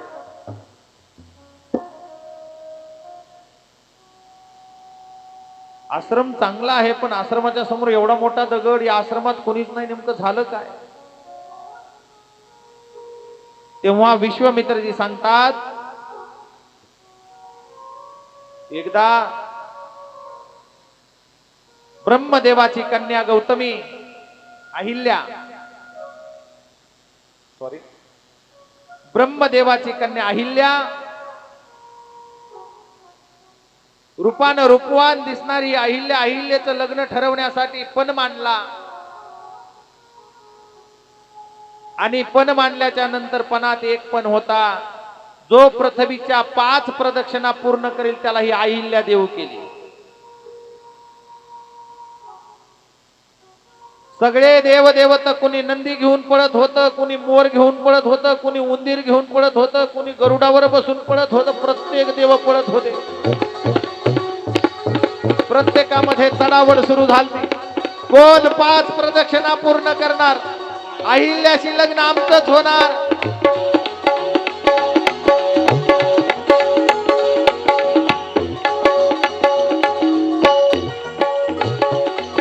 प्रत्येक जण पृथ्वीच्या प्रदक्षिणा करण्यासाठी फिरत होते.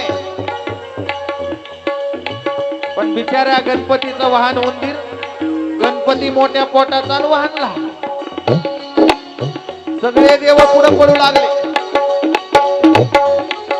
पण आमचे गणपती बाप्पाचं वाहन लहान असल्यामुळं गणपती बाप्पाचं वाहनच पुढे जाईना. आणि गौतम ऋषीच्या जवळून जात असताना गौतम ऋषी म्हणतात, का हो एवढे देव कुठं पळायले? देव म्हणले, जर तुम्हाला सांगत बसलो तर आमचे 5 मिनिटं वाया जाते. मला पुढे पळायचंय म्हणून 5 फेऱ्या करायला सुरुवात झाली. पण भानगड अशी झाली, गणपती शेवटी दमलेले होते. गणपतीला विचारलं, गणपती बाप्पा सगळे देव इकडे का पळायलेत असे? गणपती बाप्पा म्हणतात, ब्रह्मदेवाची कन्या अहिल्या, अहिल्याचं पण आहे, जो या पृथ्वीच्या 5 प्रदक्षिणा जो कोणी पूर्ण करील त्याला ही अहिल्या माळ घालील. तेवढ्यात गौतम ऋषी असणारे दुपारच्या स्नानासाठी नदीवर गेले. स्नान झालेलं होतं, अंगावर कपडे वल्ले होते. गणपतीचं म्हणणं ऐकलं. गौतम ऋषींच्या लक्षात आलं, चलता चलता वाटेमध्ये कपिली गाय बाळाला जन्म देत होती. वासराचं तोंड बाहेर आलेलं होतं आणि गाय आता वासराला जन्म देणार. अशा परिस्थितीमध्ये लक्षात ठेवा, गाय जर येत असेल, वासरू बाहेर आलेला असेल, अशा परिस्थितीमध्ये जर वल्ल्या पडद्यानं गायीला 5 प्रदक्षिणा घातल्या, गाय ही पृथ्वीचं स्वरूप आहे, तर पृथ्वीला 5 प्रदक्षिणा घालण्याचं पुण्य लाभतं.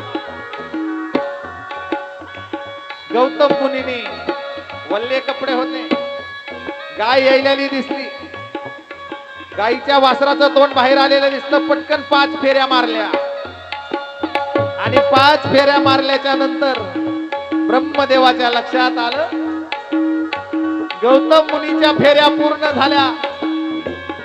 गौतम मुनीचा लग्न समारंभ सुरू झाला. सभा मंडप थाटला गेला. सनई चौघडे वाजू लागले. वाजंत्र्य बहुगलबलान करणे. सावधान सुरुवात झाली.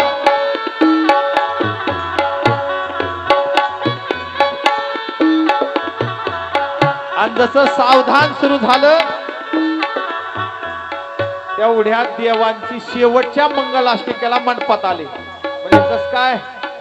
ए ब्रह्मदेवा, तुला फसवायचं होतं तर अशी दौंडी द्यायला नाही पाहिजे होती. आम्ही इतक्या वेळानं बेजार होतोय आणि तू या म्हाताऱ्याला तुझी पोरगी देऊन टाकलास. आम्हाला का फिरविलास? बोल. ब्रह्मदेवानं सांगितलं, न्यायानुसार गाय जर येत असेल वासरू देत असेल, वल्ल्या कपड्यानं जर तिला 5 फेऱ्या मारल्या तर पृथ्वीला 5 प्रदक्षिणा घालण्याचं पुण्य आणि हे गौतम ऋषींनी केलं म्हणून माझी अहिल्या त्यांना दिली. इंद्र म्हणला बघून घेतो, एकदा का होईना पण हिच्या पावित्र्याला बाध आणतो. मला दिली नाही का? देवाचा राजा असताना मला मुलगी दिली नाही, मी तुझ्या पावित्र्याला बाध आणतो.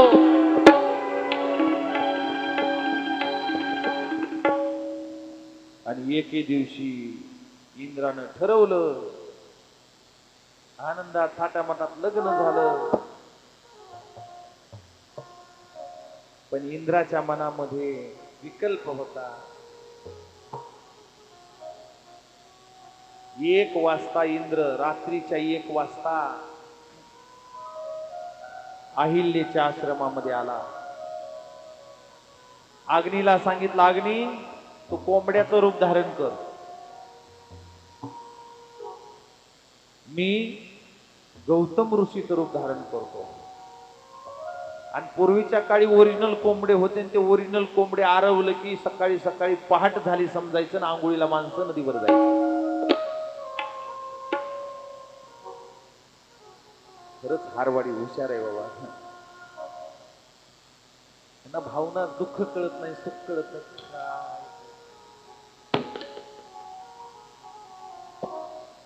नाही ए सोन्यांनो,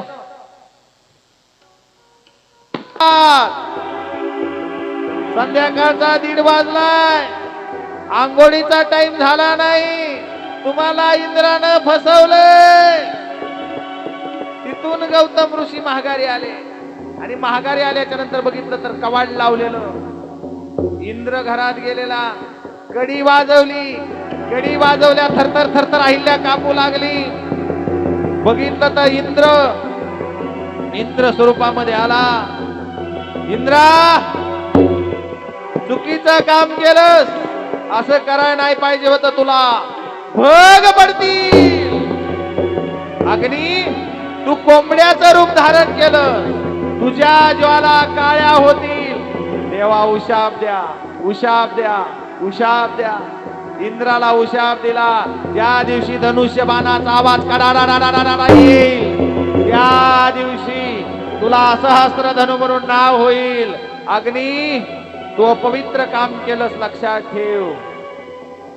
तू मात्र प्रत्येकाला ज्या दिवशी अंगीभूत करशील, सगळ्यांचा स्वीकार करशील, हा तुला विशाप आहे. अग्नी कशालाच माफ करत नाही, अग्नी सगळ्याचं भक्षणच करीत असते. हा उशाप दिला. आणि हे अहिल्या, तुला नवऱ्यामध्ये दुसऱ्यामध्ये फरक कळत नाही. इंद्रानं जरी रूप धारण केलं असलं तरी अहिल्या, तू चूक केलीस. दगडाच्या हृदयाची कुठली, तुला तुझा नवरा कळाला नाही, दगड होऊन पडशी. महाराज, चुकलं माझं स्वामी, चुकलं माझं, उशाप द्या. चुकलं माझं स्वामी, चुकलं माझं. त्रेता युगामध्ये दशरथ नंदन राम फिरता फिरता येईल, त्याच्या पायाची धूळ तुला लागल, त्या दिवशी तुझा उद्धार होईल. देवा, तेव्हापासून विश्वामित्र सांगतात, ही अहिल्या शिळा होऊन पडली आणि हिचा उद्धार तुम्हाला करायचा आहे. प्रभू म्हणतात, ऋषीवर, रघुकुल रीत सदा चली आय, प्राण जाय पर वचन न जाय. आमच्या कुळामध्ये ब्राह्मणाच्या मुलीला पाद्यपूजन केलं जातं, लात दिली जात नाही. मी लात लावणार नाही शिळेला. मग तुमच्याशिवाय हिचा उद्धार होणार नाही, काय करणार? प्रभू हुशार होते. ज्या बाजूनं वारं सुटलं होतं त्या बाजूनं उभा टाकले, पाय वर केला, जसा पाय वर केला वारं सुटलं, धूळ भर उडाली आणि धूळ उडून त्या शिळेवर पडली आणि त्या शिळेची अहिल्या झाली. सियावर रामचंद्र भगवान की. अहिल्याचा उद्धार केला आणि पुढं मात्र जनक राजाची आंबेराई लागली, आंब्याचे झाड. आनंद वाटला विश्वामित्रजीला. हे दोन्ही बालक आंबराईमध्ये आणि विश्वामित्रजी म्हणतात प्रसन्न वातावरण आहे आणि या प्रसन्न वातावरणामध्ये मला बसावंसं वाटतंय. विश्वामित्रजी त्या दोन कुमारासहित त्या ठिकाणी बसले. बातमी मिथिलेच्या राजाला, जनक राजाला कळाली. जनक राजा पळत आला. विश्वामित्रजी आंबराईमध्ये आले, भेटले आणि भेट झाल्याच्या नंतर विचारलं, हे दोन कुमार फार सुंदर दिसत आहेत, किती गोड दिसत आहेत, कोण आहेत हे? विश्वामित्रजी म्हणतात, हे दशरथ नंदन राम, हे सुमित्रा नंदन लखन, किती गोड दिसत आहेत. पार न फिटलं डोळ्याचं. जनक राजांच्या लक्षात आलं, आता कुठं शोधत बसण्याची गरज नाही, आपल्याला जे पाहिजे. मुलगा बघण्याला सुरुवात झाली. कुणी मुलगा बाजारात बघतय, कुणी बस स्टँड वर बघतय. ते पानपट्टीवर उभा टाकलेलं ते पोरग आहे बघा, ते बस स्टँड वर ते उभा आहे ते बघा. तस जनक राजाने हा मुलगा पाहिला. वा, जनक राजाची भेट घेऊन निघून गेले. विश्वामित्रजीची आज्ञा मागितली, मुनिवर आम्ही एकदा नगरीत फिरून यावं का? गुरुजी एकदा यावं का जाऊन नगरीत? हे दोघही नगरीत फिरायला निघाले. बघा कसे चलतेत आमचे राम लखन, निघाले नगरीत फिरायला.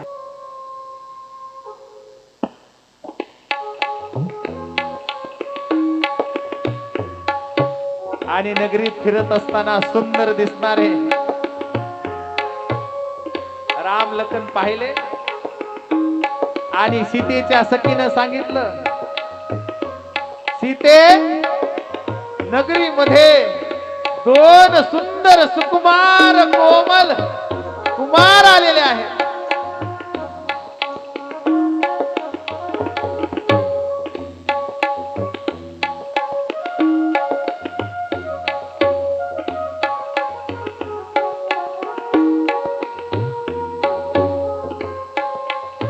सखीला तोंड छान दिसत नव्हतं.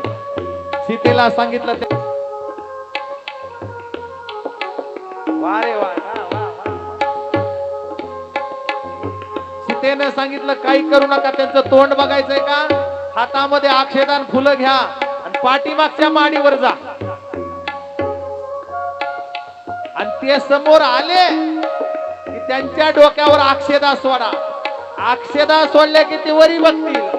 वरी बघितले की तुम्हाला ते सुंदर दिसतील. पाठीमागच्या दरवाजातून गेल्या आणि वरी माडीवर गेल्या. वर सोडल्या की प्रभून वरी पाहिलं. वरी पाहिलं की सुंदर दिसणारे कुमार दिसले. नगरीची चक्कर मारली आणि विश्वामित्रजीच्या जवळ गेले. आणि इकडं मात्र दुसऱ्या दिवशी विश्वामित्रजीला राम लखन म्हणतात,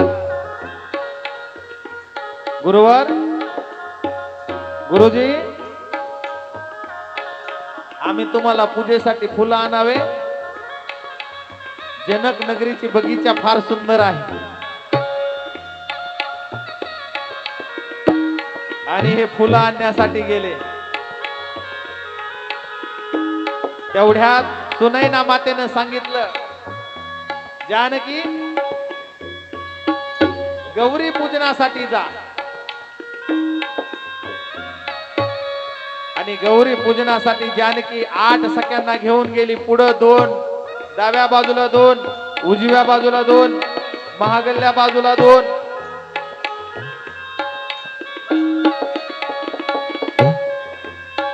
प्रभू फुलं तोडतायत, लखनजी सोबत आहेत आणि पुढं 2 असणाऱ्या सख्यामुळं सीतेला ते प्रभू दिसत नाही. तेवढ्यात हळूच सख्या बाजूला होतात. सखी म्हणजे मैत्रीण.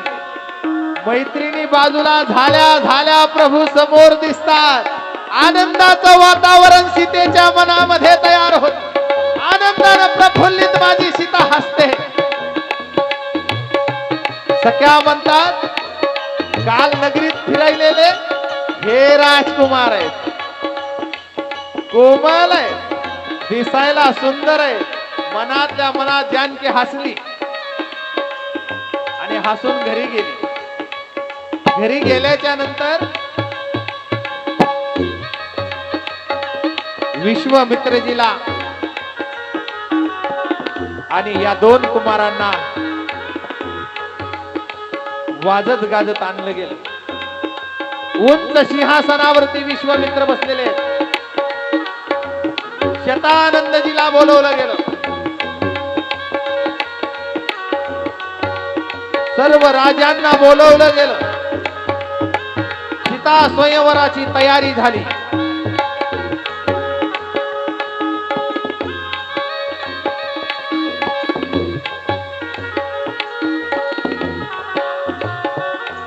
आणि सिंहासनावरती राम लखन आणि विश्वामित्रजी बसले. प्रत्येक राज्याचा राजा समोर आला. धनुष्य बाण समोर ठेवलेला होता.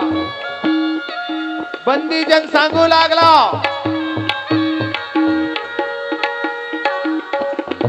मिथिला नगरी के राजे जनक जी की कन्या जानकी, इनका स्वयंवर यहाँ होने वाला है. जो भी राजा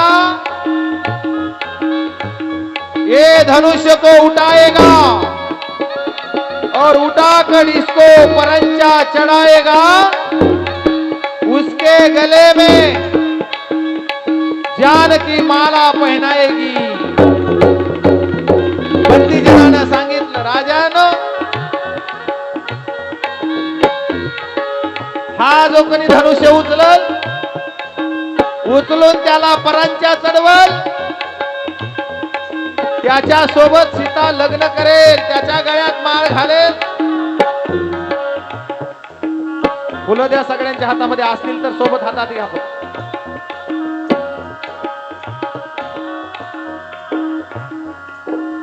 तेवढ्यात प्रत्येक राजा उचलू लागला. रावणाचा नंबरही त्यामध्ये होता. धनुष्य बाण उचलत नव्हता आणि धनुष्य बाण उचलत नसताना प्रत्येक जण प्रयत्न करत होता.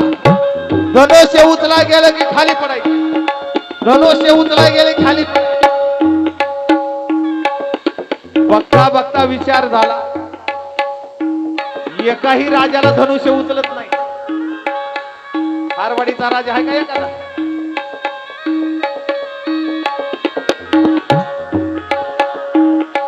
धनुष्य उचलत नाही. विचार केला सगळ्यांनी, आपण एक काम करू, आपण सगळे 10,000 राजे एकत्र येऊ. एकाला उचलत नाही ना, 10,000 राजे एकत्र होऊ. 10,000 राजांनी हात लावला धनुष्याला. धनुष्य उचलायला सुरुवात केली. धनुष्य उचलत नव्हता 10,000 राजांना सुद्धा. शेवटी सगळे थकले, जाग्यावर बसले. जनकजी उठून उभा टाकले,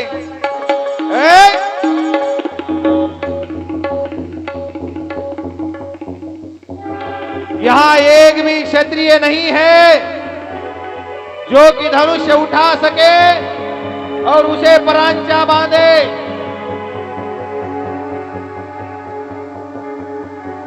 क्षत्रिय कुल ही नहीं रहा है.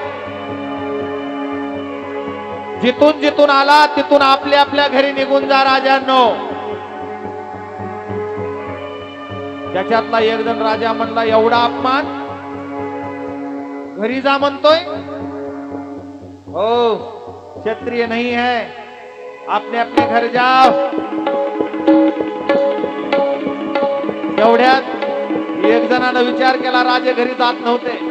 सगळे राजे जाग्यावर बसले. म्हणजे जर कुणी धनुष्य उचलला नाही, सगळ्या देवांना राजा विचारायला, सीतेचं तर लग्न करायचंय. मग राजा काहीतरी निर्णय घेईल, देव निर्णय देतील.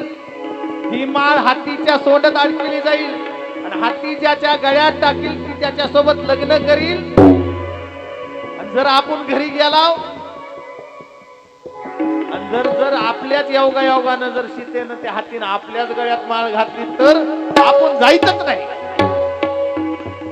सगळे बसले. तेवढ्यात क्षत्रिय नाही है काय क्षत्रिय असं म्हणल्या लाल भडक लखन उठून उभा टाकला. ए जन मी तिला सहित उठाऊंगा और नदी किनारी फेंक दूंगा. क्या बोल रहा है तू? क्षत्रिय नहीं है? अरे क्षत्रिय है. असं बघितल्या लाल भडक झाला. लखनजी लाल झाला. लाल झाल्याच्या नंतर प्रभू रामचंद्राच्या चेहऱ्याकडे पाहिलं. लक्षात आलं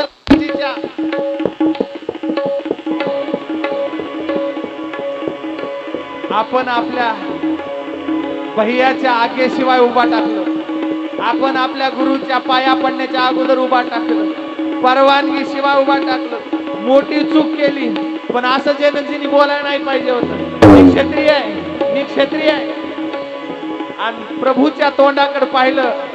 राम भैया हसने लगे. आता हे रागातल्या माणसानं जर एखाद्या माणसाकडे बघितलं आणि ते जर हसू लागलं तर राग कमी होईल की जास्त वाढल? आणखी लाल भडक. भैया आपके समझ में नहीं आ रहा क्या क्षत्रिय नहीं है? हम क्षत्रिय है भैया. तो हंस रहा है क्यों हंस रहा है? तेवढ्यात विश्वामित्रजी प्रभू रामचंद्राकडे पाहतायत. लक्षात आलं जोपर्यंत आज्ञा गुरुची येत नाही तोपर्यंत राम उठत नाहीत. मर्यादा पुरुषोत्तम राम है. भैया आप हंस रहे हो? हाँ लखन क्या हुआ? सूर्य उजाला होने से पहिले लाल ही होता है. सूर्य उगवण्याच्या अगोदर लालच होते आणि पुन्हा तळपते. आणखी नागीत तेल जास्त तळपायलं लाल भडक झालं. लखनजीला काहीच कळत नव्हतं. मग मात्र लक्षात आलं आपल्या गुरुची परवानगी मागतोय. श्रीराम. विश्वामित्रची आवाज येता. ए श्रीराम. उठला आमचा श्रीराम. धनुष्याच्या जवळ गेले. तेजपुंज मूर्ती प्रकाश पडला. सगळीकडे लखलखाट झाला. आणि त्या प्रकाशाच्या वेगानं माझे प्रभू श्रीरामजी बाणाच्या जवळ गेले. बघू दिसतो धनुष्य उचलला. आणि जसा धनुष्य उचलला परांच्या चढवला. आवाज गेला. बोलिए सियावर रामचंद्र भगवान की जय. जय श्रीराम. जय श्रीराम. जय श्रीराम. पुष्प वर्षाव झाला. परांच्या चालला गेला. इकडं राजांना राग आला. दशरथ नंदन जी के बेटे इन्होंने हमारा अपमान किया, इनको नहीं छोड़ेंगे, नहीं छोड़ेंगे. एवढ्यात सीतामाई समोर आल्या. आना समोर.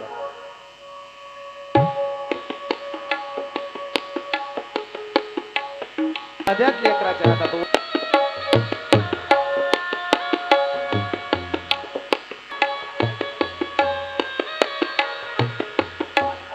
वरमाला कळते का? हरवाडीकर तिकडून घेऊन आटप करा.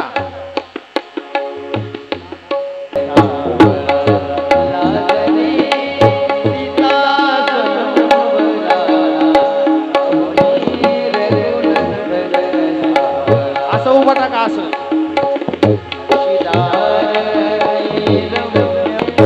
पूर्व करा. देव बाप्पा नवरा नवरीला उभं करा. हॅलो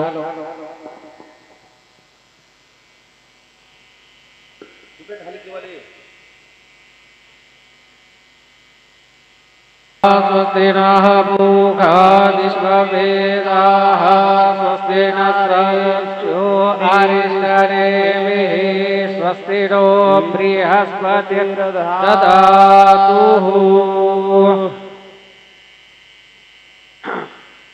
प्रारम्भे विनन्ति करो गणपते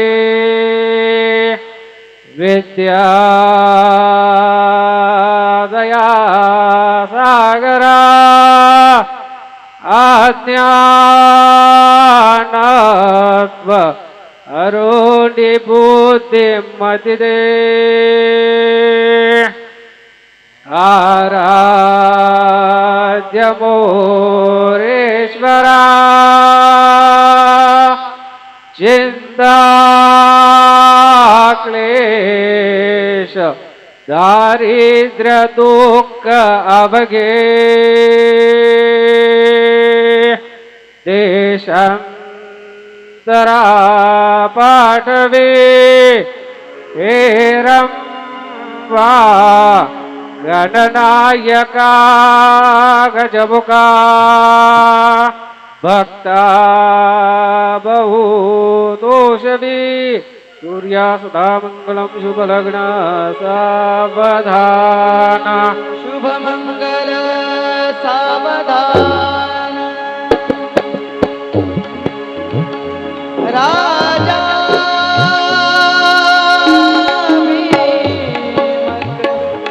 रुक्मिणी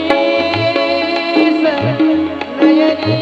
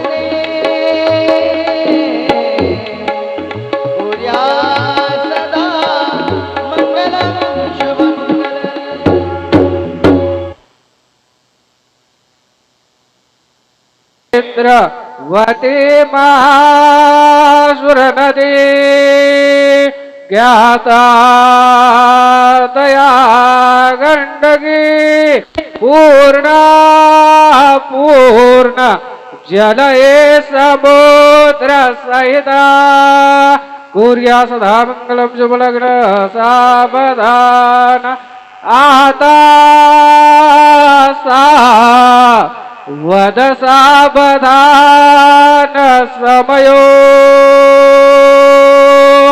साधा समीपासे वागवादान करा फलार्थ पूर्ण घटिका संपूर्ण आली असे भावे गुरुचे पदम भुजधरा चित्ते स्मरा सादरे तो पक्षी कुलदैवता वधुवरा कुर्या सदा मंगलम शुभ लग्न सावधान. आनंदाच्या थाटामाटामध्ये लग्न झालं. धरणी मातेची मुलगी असणारी सीता आकाशासी जडले नाते आकाशासी